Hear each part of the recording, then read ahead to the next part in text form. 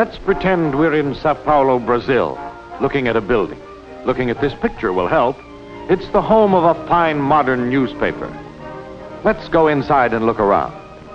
Every newspaper in good standing has an editor and publisher. Has a Gazeta an editor and publisher? Yes. Is this he? Yes. The reception room, which at the moment we seem to have all to ourselves. Nor is the library crowded. The staff is so busy getting out the paper that no one has time to read. In the business office, however, the boys are busy, probably scrutinizing reporters' expense accounts. Ah, the advertising department. Here's where they have to work. No ads, no paper. Another must on any sheet, the sports department. What, an auditorium? Yes, but just now it's crowded with little men who aren't there. There's a special edition of this paper for children. United States papers, please copy. The art department. The business in hand here is not art with a capital A, but just pictures and more pictures, pictures for the news section, pictures for the ads, pictures for the comic strips. And then the city room, where the reporters do the sitting down part of their jobs. And their boss, the city editor. News by radio, big news. A plane carrier sunk. Here, take this to the desk. The assistant editor gets the flash. The journalistic wheels start spinning. Word goes to the rewrite desk. A story right away on that plane carrier. And have we a picture of that ship? Morgue? Is this the morgue? Very well, they'll look. And of course they'll have that plane carrier. A good newspaper morgue has on file, in pictures or clippings or cuts, everything from A to Z. Animals, boxers, calamities, debutantes, excavations, floods, Goebbels, hangings, Indians, judges, kings, lumber, murderers, nitroglycerin, operas, petroleum, quintuplets, Roosevelt, Stalin, tapestries, uprisings, vultures, wines, X's marking spots, youngsters and zebras. So they have the plane carrier? Yes. While the morgue is getting out the picture of that ship, the photo engraving room is getting ready to change it from a photograph to something you can put on a press and print with. First step, photographing the photograph on glass. The photographic image is transferred to a sensitized zinc plate. The plate then has to have the non-printing parts of its surface removed. This is done by chemical action. Here are some plates, all nicely eaten away in the right places, ready for trimming and then for insertion in the printing forms. To obtain white spaces when the picture is printed, the plate is routed in this fashion. Meanwhile, somebody upstairs has been busy at a typewriter doing a story in good, vivid Portuguese on that plane carrier. The first take should be ready by now. Here it is. The copy goes to the linotype operator. As he presses the keys, the machine casts the story into type, each line in a single solid piece called a slug.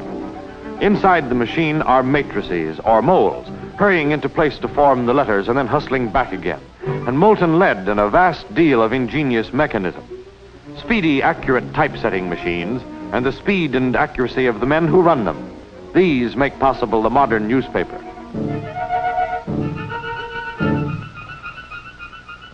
Now that a couple of hundred stories have come off the linotype machines, and the halftones and line cuts are all made and trimmed, and everything is nicely assembled on the make-up table, are they ready to go ahead and run off the edition? Dear me, no. This is not the lead they'll print from.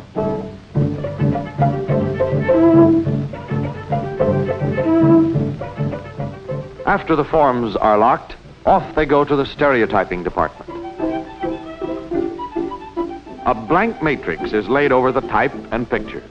Then all the lead and zinc locked up in the form makes an impression. Oh, a decided impression. 62 tons of it on that blank matrix. Everything on that page, type, pictures, and all, is now reproduced on the matrix. Now will they print the paper? No, not yet. Don't be so impatient.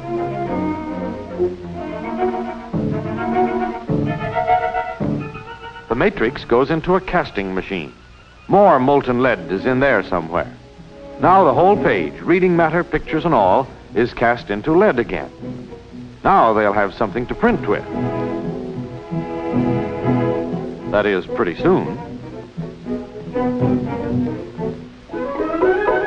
The castings first go to another machine, where they're trimmed to just the right size for the presses.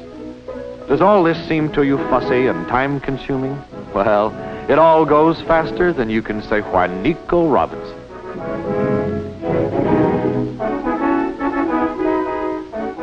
Loading the press. Nearly time for the first edition to be on the street. Have to start them rolling pretty soon. But what'll they print on? Can't have newspapers without newsprint. Where's the paper? Paper? Sure there's paper. Lots and lots of it. About 20 rolls of it for each edition. While editors and reporters and proofreaders and linotypers and photographers and engravers and all the others have been putting the edition together, some of the other boys have been loading the presses with paper. Deadline for starting the first edition through the presses is high noon. Everything is about ready now. This moment, repeated every day in any big newspaper office, is like that pleasantly exciting moment in the theater just before the curtain goes up. Let her go. It's noon.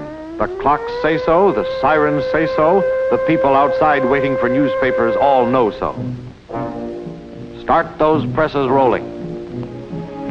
So the big daily grist of news goes through the milling, rolling presses. More gains for Russia on the Eastern Front. Menuno Azul picked to win the 4th today at the Jockey Club. U-boats off the coast. Quadruplets born in Chile. Churchill gets confidence vote in Commons. Dogs barking saves 8 in Rio fire. Senorita Maria Duarte engaged to be married. 9 German generals suddenly taken ill. Lots of news. Big news, trivial news, tragic news, amusing news, world-shaking news, all sorts of news for a news-hungry world. So it is here in Sao Paulo as it is in any other big city where the press is free and where the people who turn out newspapers know their trade. This is Sao Paulo, but it might as well be Boston or Indianapolis or Dallas or Frisco.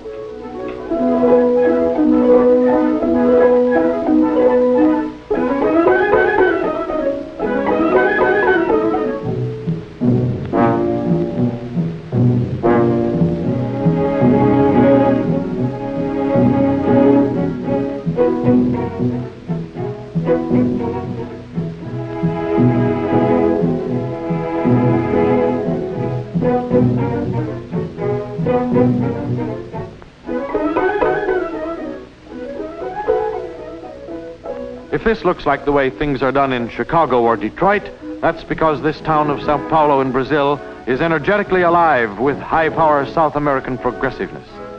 Where is the fastest growing city in the Western Hemisphere? In the United States?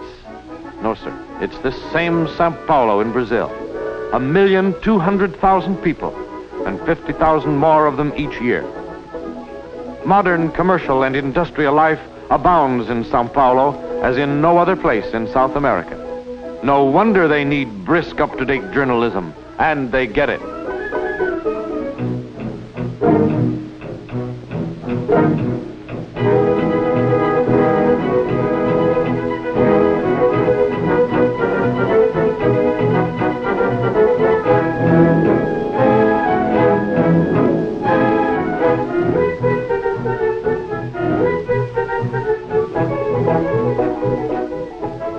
A Gazeta is much more than a local São Paulo paper. It covers a wide field. By airplane and by train, it goes to all parts of South and Central America. And as for distribution within Brazil,